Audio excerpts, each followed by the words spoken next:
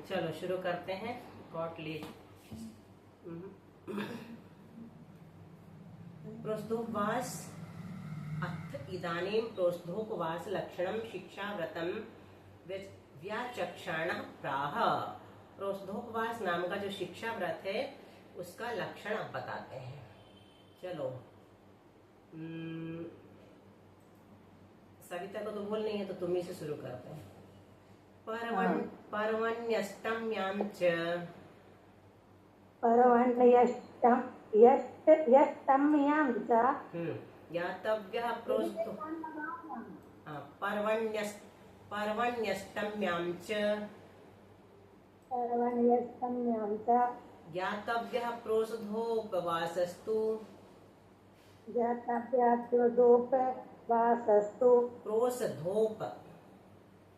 प्रोषधोपवासस्तु चतुरभ्यवहार्याणां प्रत्याख्यानं सदेच्छाभिः। चलो शालिनी। पर्वण्यष्टम्यां च ज्ञातव्यप्रोषधोपवासस्तु चतुरभ्यवहार्याणां प्रत्याख्यानं सदेच्छाभिः। संजय भैया आप आधा आधा बोलना, हम फिर से बोलते हैं। हाँ, पर्वण्यष्टम्यां च पर्वण्यष्टम्यां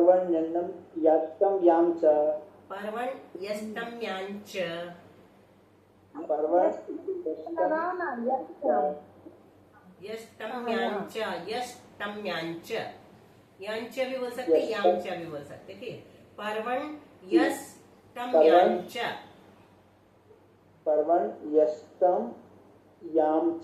ज्ञातव्यः प्रोषधोपवासस्तु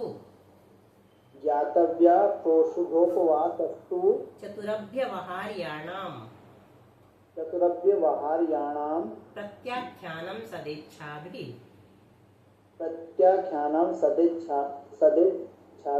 रीना। दीदी वो बाहर है आज क्लास से। चलो प्रज्ञा। हाँ बुआ। पर्वण्यष्टम्यां च ज्ञातव्यः प्रोषधोपवासस्तु चतुरव्यवहार्याणां प्रत्याख्यानं सदेच्छाभिः। पर्वणि यानी पर्व के दिनों में। कब? अष्टम्यां च, अष्टमी को और चतुर्दशी को क्या करना चाहिए? हमेशा। और सदिच्छा भी यानी उत्तम भावना के साथ। सद इच्छा यानी अच्छी भावना के साथ, मतलब पूरा व्रत विधान पूर्वक। चतुरभ्यवहार्याणां चारों प्रकार के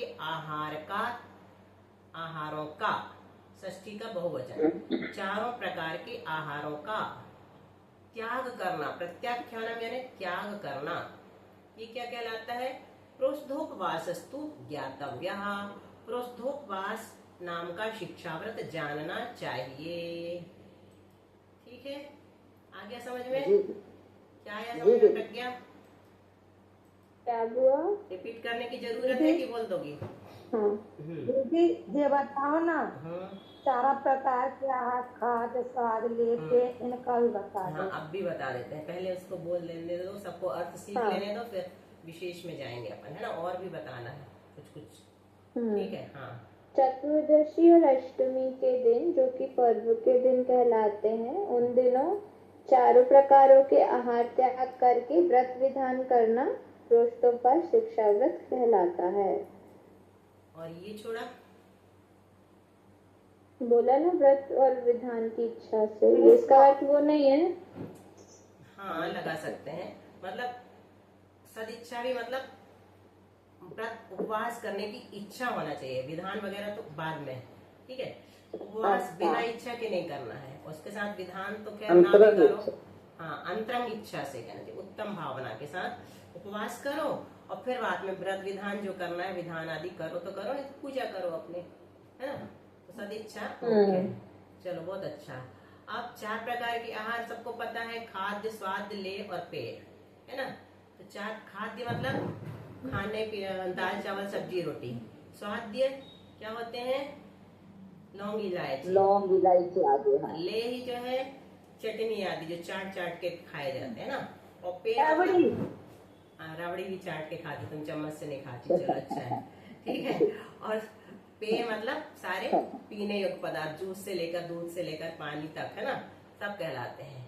तो इन चारों प्रकार के आहारों का त्याग करके उत्तम भावों से, कि करना पड़ रहा है, ले लिए हैं, तबीयत ठीक नहीं है फिर भी कर रहे हैं, क्या करें, ऐसे नहीं, है ना, अच्छे भावों के साथ वो करे। और प्रोष्ठोपवास 3 प्रकार का होता है, उत्तम, मध्यम, जघन्य। ये व्रती की अपेक्षा से उत्तम क्या होता है, अष्टमी चतुर्दशी को उपवास, निर्जल, और सप्तमी और नवमी के दिन, और तेरस और पूर्णिमा या अमावस्या के दिन एक आसन, शाम को पानी भी नहीं, उत्कृष्ट वो कहलाता है ना। तो ये प्रोष्ठोपवास उत्कृष्ट है। मध्यम में अष्टमी चतुर्दशी को उपवास, और जघन्य में अष्टमी नवमी सप्तमी अष्टमी नवमी 3 एकासन। इसी प्रकार वहाँ 13, 14 और पूर्णिमा या अमावस्या 3 एकासन। इस प्रकार से जो प्रोष्ठोपवास यानी चौथी प्रतिमा, 11 प्रतिमा के नाम पता है सबको, कल पूछेंगे, याद करके आना, ठीक है। मध्यम तो दीदी आते हैं। मध्यम दीदी मध्यम बता दीजिए। मध्यम में उपवास, बस अष्टमी चतुर्दशी। चलो अब अगला विकास बोलेगा पहले, फिर पारुल। पंचानाम पापानाम, चलो पारुल बोलो। किसी की आवाज नहीं आए 2 नाम में से तो दूसरा बोल दिया। पंचानाम पापानाम, ना तक लेना। पंचानाम पापानाम मलं क्रियारंभ गंध पुष्पाणाम, फलं क्रियारंभ गंध पुष्पाणाम, स्नानांजनस्याना, स्नानांजनस्यानाम। डबल ना दिख रहा, देखते हैं। उपवासे परिवृतिम कुर्यात्, उपवासे परिवृतिं कुर्यात्। हाँ, डबल ना चाहिए, यहाँ पर ने गलत बोला, उसको सुधारो। स्नानांजन नस्याना, क्योंकि नस से भी लिया है अर्थ में, है ना। स्नानांजन नस्याना उपवासे परिवृतिम कुर्यात्। बोलो सविता। पंचानाम पापानां मलं क्रियारंभ गंध पुष्पाणां स्नानांजनस्यानाम् उपवासे परिहतिं कुर्यात्। मनीषा। विजया जी।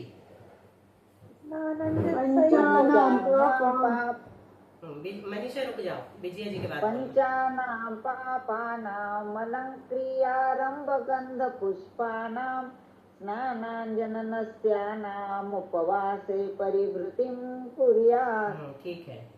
पंचानां पापानां मलं क्रियारंभ गंध पुष्पाणां स्नानांजनस्यानाम् उपवासे परिहतिं कुर्यात्। बहुत अच्छा। उपवासे यानी उपवास के दिन, मुपवासे से उपवासे निकल जाएगा, नस्यानाम यहाँ चला जाएगा, ठीक है। उपवास के दिन पंचानाम पापानाम, 5 पापों का, और किसका, वस्त्रालंकार पहनने का, अलंक्रियारंभ यानी वस्त्रालंकार धारण करने का, आरंभ का, और गंध यानी इत्र आदि लगाने का, और पुष्प फूल आदि लगाने का, बालों में फूल लगाते ना, साउथ में ज्यादा चलता है। स्नान करने का, काजल लगाने का, नस से कुछ लोगों को सूंघने का भी कुछ वो रहता है चस्का, उसका भी परिहृतिम कुर्यात् यानी त्याग कर देना चाहिए। उपवास के दिन इतनी चीजों का त्याग करना सही उपवास की श्रेणी में आता है। स्नान भी मना कर दिया बुआ। हाँ, बताया था ना, एक दिन और आया था, स्नान भी नहीं करते उस दिन। सविता तो खुद नहीं करती कई उपवास में, है ना सविता। नहीं, पूरे में नहीं करती। हाँ, पूरे में स्नान नहीं करती। फिर ये भी बताया है कि अगर आपको लगे कि हमें पूजा करना है तो 1 लोटा पानी से नहा लो, ज्यादा पानी से नहीं, तो 1 लोटा पानी से नहा लो, प्रक्षाल जैसा कर नहीं, लो। पर स्नान करने में क्या दिक्कत है? हिंसा होती है, आरंभ भी है, जल से जल मोरी में जाएगा तो जीव हिंसा शुरू हो गई ना सवेरे से। मंजन करने का भी त्याग है, लेकिन 1-2 श्रावकाचार में मुख कुल्ला करने की छूट दी है। बहुत सारे श्रावकाचार है ना, श्रावकाचार संग्रह, तो उनमें किसी इसी में आया है कि कुल्ला कर सकते हैं, मुख को भी धो लेना चाहिए, परंतु उत्कृष्ट वही है जी, कि जी, ना जी, जी। स्नान भी नहीं करो, पांचों पापों का त्याग करो, वस्त्राभूषण का त्याग करो, मतलब दूसरे वाले, और आरंभ का त्याग, सुगंध लेने का त्याग, इत्र आदि का, फूलों को धारण नहीं करो, स्नान नहीं करो, काजल नहीं लगाओ, नश्य, कोई सुगंधित पदार्थ सूंघने की आदत है, नश्य कुछ कहलाती है, नशा वाली चीज, इनका उपवास में त्याग करें। चलो, अलंकार से क्या लेना है? जेवर वगैरह लेना क्या दीदी? क्या अलंकार से क्या लेना? आभूषण, अलंकार से यानी जेवर सोने के वगैरह। हाँ आभूषण, आभूषण जेवर ही कहलाते खेती हैं। खेती किससे निकला? चेती, खेती आदि आरम्भ खेती करना। सब आरंभ में ही निकलता। खेती जब भी बोले तो आरंभ लेना, ये आरंभ में आ जाता। उसमें खाना बनाना महिलाओं के लिए कल भी बताया था ना, और पुरुषों के लिए खेती या व्यापार, दो ही काम करते हैं वो लोग, व्यापार धंधा या खेती। तो आरंभ में हमेशा यही आता है ना, महिलाएं आरंभ करेंगी तो भोजन आदि के माध्यम से, और पुरुष करेंगे तो व्यापार आदि के माध्यम से, उसमें खेती आ जाती है। ये खेती भी करना पड़ता है, और कई बार घर का ही कोई फंक्शन आ जाता है, अष्टमी चतुर्दशी को जाना आना भी पड़ता है, तो उसके लिए कपड़े भी सब करने पड़ते हैं। तो प्रतिमा है क्या? अगर प्रतिमा नहीं है तो विकल्प करने की जरूरत ही नहीं है। तो प्रतिमा धारियों के लिए बता रहे हैं, चौथी प्रतिमा के बाद। अभी तो करो, लेकिन दीदी जो प्रोद्योपास कहा है, जैसे जिनकी चौथी प्रतिमा हो जाती है तो उनका आजीवन के लिए प्रोद्योपास रहता है। हाँ आजीवन रहते हैं, ये सब प्रतिमाएं आजीवन होती है, ये आज यम होते हैं। प्रतिमा और अणुव्रत और महाव्रत दोनों आजीवन होते हैं। तो सविता बुआ तो करती होंगी बुआ, अपन जो सब पढ़ रहे हैं फिर हाँ तो। वो करती इसलिए तो फटाफट बोलती है, उसकी सात प्रतिमा है। चलो, दीदी आपकी कितनी प्रतिमा है? दो तीन सात तो है है, सविता बुआ की, है दो ना तीन बुआ? तो है, सात सविता की प्रतिमा है सात, आपकी? सविता की दीदी सात, की दो है। अब इनकी लेशियाओं का आपकी निश्चय दीदी कर, आपकी हमारी तो बता रहे, हम सविता की सात हो गई, तो अब किसकी बताएंगे? तुम्हारी बताएंगे क्या? नहीं आपकी हमने सुनी थी। नहीं सुनी? अच्छा, सब एक साथ बोल रहे थे इसलिए नहीं सुनी। अब बाकी लोगों से पूछ रहे नहीं तो रिकॉर्डिंग में सुन लेना, ठीक है? दीदी प्रतिमाओं का वर्णन और संलेखना का वर्णन बहुत अच्छा आएगा अपने रत्नाकरण अक्षरावताचार। अब मोक्ष मार्गस्य नेतारम भेतारम कर्म भूभृताम ज्ञातारम विश्वतत्त्वानां वंदे तद्गुण लब्धये। आज रिकॉर्डिंग क्यों बता रहा है? रिकॉर्डिंग शो हो रही तुम लोग के में? नहीं बुआ, दीदी हो रही है हाँ तो हो रही है। पॉज तो नहीं हुई ना?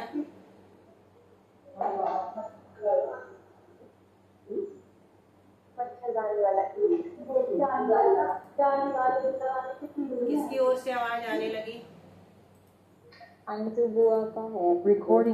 Recording in progress. चलो अंजू बंद करो अपना, समय कम बचा है। अब हमने कल देखा था आदितस त्रिषु पीतांत लेश्या, है ना? आदि के 3 निकायों में पीत पर्यंत 4 लेश्याएं होती हैं। इसका विशेष रूप से किसमें करेंगे? टीका में स्पष्टीकरण करेंगे आचार्य पूज्यपाद स्वामी, ठीक है? तो अब इनकी लेश्याओं का निश्चय करने के लिए आगे का सूत्र कहते हैं, ये उत्थानी का थी। सूत्र क्या बनाया? आदितस त्रिषु पीतांत लेश्याः। पढ़ लिया था ना सबने? सरल है। आगे के 3 निकायों में, चलो तुम ही बोल लो तो। आदितस त्रिषु पीतांत लेश्याः। बुआ मतलब कल ही शुरू ही नहीं हुआ था, ऐसा बताना चाह रही हूँ। अच्छा ऐसा बता रही। तो आदि के 3 हाँ वो निकाय, बहुब्रीही समास में थे, निकायों के क्या नाम है इसमें ही थे, और कॉल एंड हो गया था। ठीक है, याद आया। तो अंत के 3 निकायों का, ठीक है, यहीं से शुरू है हिंदी टीका। हाँ देखो बहुत अच्छी बात बता रहे हैं, अब सूत्र उच्चारण नहीं करवाते। अंत के 3 निकायों का, अंत के 3 निकाय कौन से हैं? सोच समझ के बोलना। नहीं गलत, बोलो। ज्योतिषी और व्यामानिक। बहुत बढ़िया, वेरी गुड। ये तो पकड़ना है अपने को टीका में। अंत के 3 पूछ रहे हैं, शुरू के नहीं पूछ रहे हैं ना। कौन ने बोला था? सरोज भाभी, आपकी भतीजी ने सही बता दिया, ठीक है? आजकल क्या गुड़ गुरु और चेला शक्कर हो रहा है। भतीजी चाची हो ना आप, उसकी बड़ी मम्मी हो, मेघा की। मध्य बड़ी के, मम्मी। हाँ बड़ी मम्मी है। मध्य के निकायों का, और मध्य के कौन से कहलाएंगे? 4 में से तो 2 ही कहलाएंगे। हाँ 4 के 4, हाँ ठीक है, हाँ 4 में से लेंगे तो 2 ही कहलाएंगे। तो लेकिन यहाँ 3 का ही उनका वो है अभिप्राय। और विपरीत क्रम से लेंगे तो क्या होगा, कैसे लेंगे? ज्योतिष वैमानिक हाँ नहीं वंतर भवन, हाँ भवनवासी लास्ट में, ठीक है।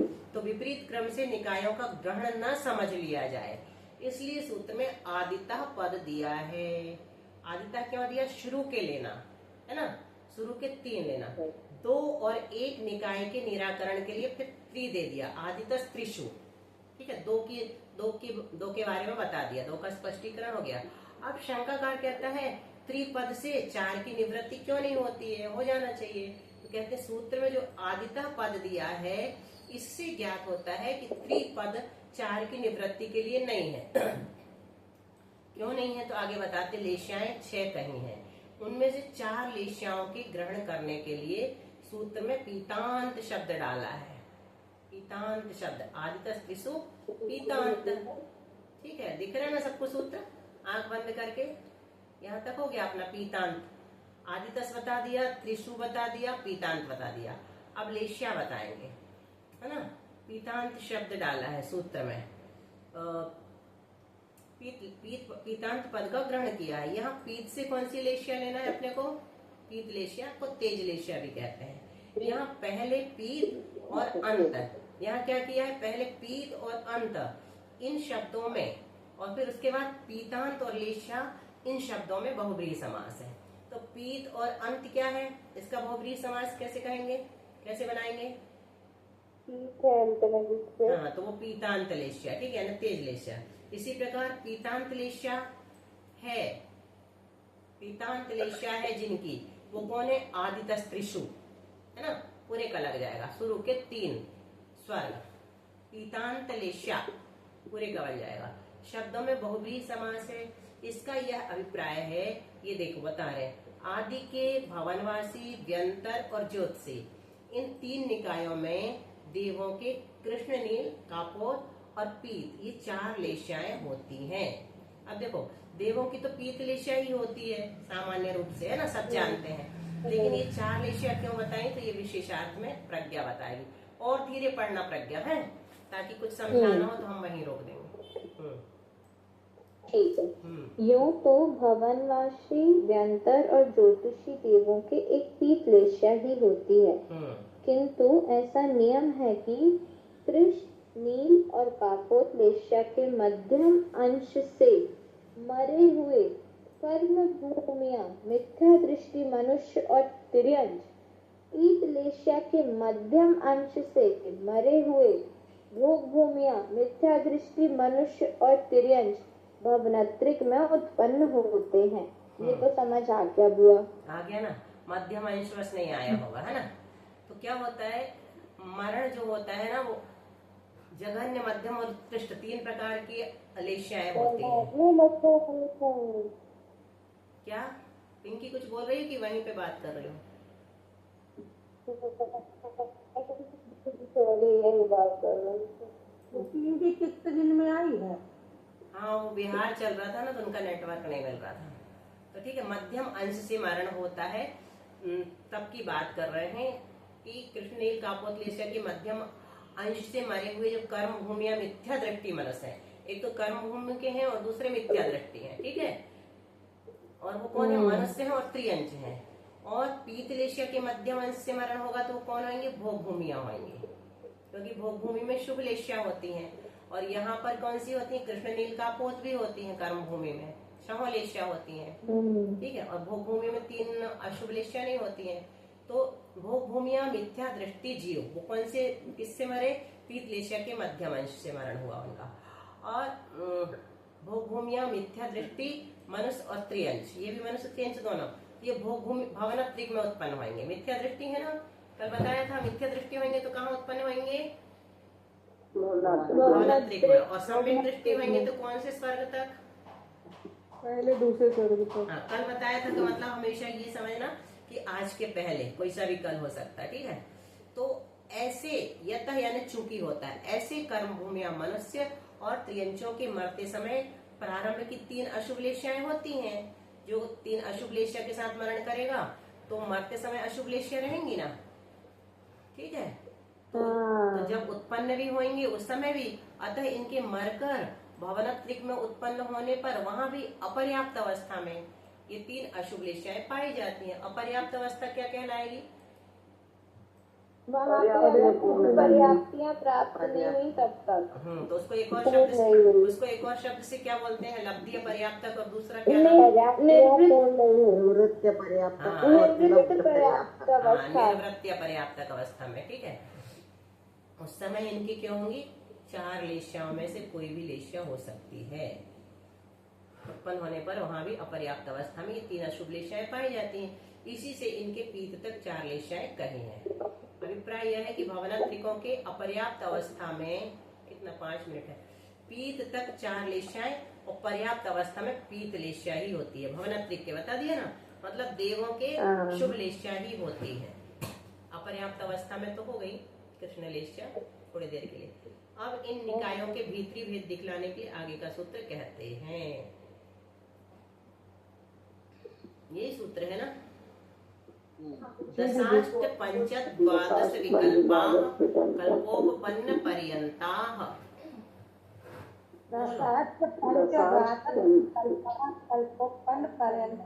पंचद्वादश विकल्पाः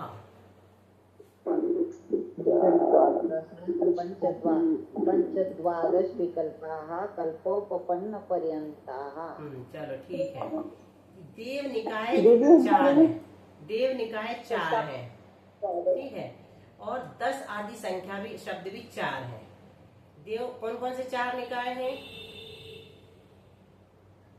भवनवासी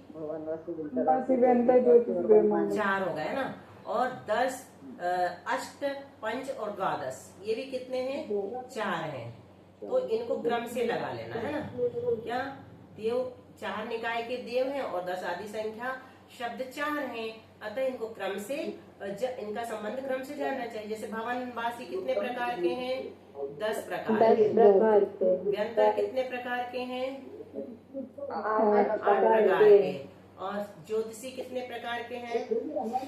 5 प्रकार के।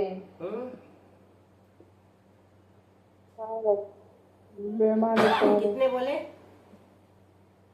ज्योतिषी 5, वैमानिक 12। ठीक है, यहाँ वो स्कैनिंग नहीं है ना, इसलिए फिर से पूछे। और वैमानिक 12 प्रकार के। वैमानिक स्वर्ग कितने हैं वैमानिक देवों के? 16। और प्रकार कितने बताए? 12। हाँ, 16 प्रकार में बताया ना। 12 प्रकार में 16 और स्वर्ग कंप्लीट हो जाते हैं। 12 प्रकार के देव 16 स्वर्गों में रहते हैं। पूर्वोक्त कथन से सब वैमानिक 12 भेदों में आ जाते हैं। अतः ग्रैव्यक आदि के निराकरण करने के लिए सूत्र में कल्पोपन्न पर्यंताः लिखा। कल्पोपन्न मतलब कहाँ से कहाँ तक? तक हुआ नहीं, कल्पवासी कहाँ तक कहलाते हैं? स्वर्ग से 16 कल्पवासी 16वें स्वर्ग तक कहलाते हैं, ठीक है। फिर आगे कल्पातीत, उसके ऊपर 9 ग्रैव्यक, 9 अनुदेश, 5 अनुत्तर, ये सब कल्पातीत कहलाते हैं। हाँ कल्पातीत। हुआ मैं सुन नहीं पाई, फिर से बताना क्या होते हैं? पहले से लेकर 16वें स्वर्ग तक कल्पवासी देव कहलाते हैं। उनको ही आवाज कट रही है। यहाँ लिखा है। अच्छी आवाज नहीं आ रही यार। दीदी कल्प का अर्थ विमान होता है। कल्प इस संज्ञा का क्या कारण है? देखो प्रज्ञा यहाँ स्वयं लिखा है, जिनमें इंद्र आदि 10 प्रकार कल्पे जाते हैं वे कल्प कहलाते हैं। इस प्रकार इंद्रादि की कल्पना ही कल्प संज्ञा का कारण है। सब लोग बात कर रहे हैं, टाइम वैसे खत्म हो गया है, ठीक है। यद्यपि इंद्रादि की कल्पना भवनवासियों में भी संभव है, फिर रूढ़ी से कल्प शब्द का व्यवहार वैमानिकों में ही किया जाता है। आ गया प्रज्ञा समझ में? जो कल्पों में उत्पन्न होते हैं वे कल्पोपन्न कहलाते हैं, तथा जिनके अंत में कल्प क्या होते हैं? वो 16 स्वर्गों को ही कल्प बोला जा रहा है क्या? ये लिखा ना कल्प। पूछा कल्प इस संज्ञा का क्या कारण है? कह रहे जिनमें इंद्र आदि 10 प्रकार कल्पे जाते हैं, मतलब कल्पना की जाती है। ठीक है, पूरा सुनना, वे कल्प कहलाते हैं। इस प्रकार इंद्रादि की कल्पना ही कल्प संज्ञा का कारण है। आगे सुनो, यद्यपि इंद्रादि की कल्पना भवनवासियों में भी संभव है, उनमें भी इंद्र होते ना, फिर भी रूढ़ी से कल्प शब्द का व्यवहार वैमानिकों में किया जाता है। वैमानिक 16 स्वर्ग तक के स्वर्गों को कहते हैं ना वैमानिक, और उससे ऊपर ग्रहव्यक, उससे ऊपर अनुदिश, उसके ऊपर अनुत्तर। ठीक है, समझ में आ गया। कल्पवासी तो पहले इससे स्वर्ग, बुआ ये समझ में आया कि 16 स्वर्ग तक ही मानना है कल। हाँ ना, मानना नहीं है ही कल्पवासी, हाँ उन्हीं को हाँ, वैमानिक हाँ, कहते हैं, ठीक है, उन्हीं को कल्पवासी कहते हैं, है ना, वही कहलाते ठीक हैं। है, और बाकी अलग है, उनको कल्पवासी नहीं कहते। प्रकारांतर से ठीक उनके है। भेदों का ज्ञान कराने के लिए आगे का सूत्र कहते हैं। क्या है सूत्र, बोलो कोई बिना देखे। इंद्र सामानिक प्राय प्रिंस पारे सदात मरक्ष लोकपालानिक प्रकीर्ण काव्यो कुलीसिका स्टेसिका। ठीक है, बहुत अच्छा। बोधि समाधि प्रज्ञा, परिणाम सिद्धि सात्मोपलब्धि शिव सौख्य सिद्धि चिंतामणि चिंतित वस्तुदाने कामवत् कामन्यमान ममास्तु देवी